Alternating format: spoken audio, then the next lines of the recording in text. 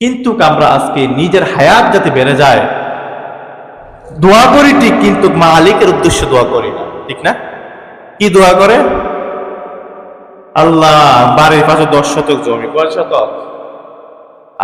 এই 10 শতক জমি যদি আমি কিনতে পারতাম, কিনে আমার ফোলা ফাইন তীরে যদি একটু পরিবেশটা সুন্দর করে মরতে পারতাম, তাহলে আমার মনটা শান্তি হইতো।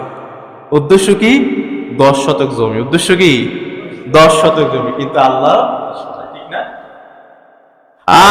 দোয়া করে, আরে আল্লাহ, আমার পোলাটা যদি বিদেশ পাঠাইতে পারতাম, আমার ছেলেটাকে যদি বিদেশ পাঠাতে পারতাম, আমার ছোট মেয়েটার যদি বিয়ে দিতে পারতাম, তাহলে মল্ল শান্তি পাইতাম। কি পাইতাম?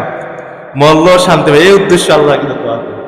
কিন্তু নাফরমান একবারও দোয়া করলো না, মালিক হায়াত দেন যাতে তোমার ইবাদত করতে পারে। আমার এক পরিচিত এক ব্যক্তি বলে, আমার ছেলেটার তাড়াতাড়ি বিয়ে দিতে হইব। বললাম কেন?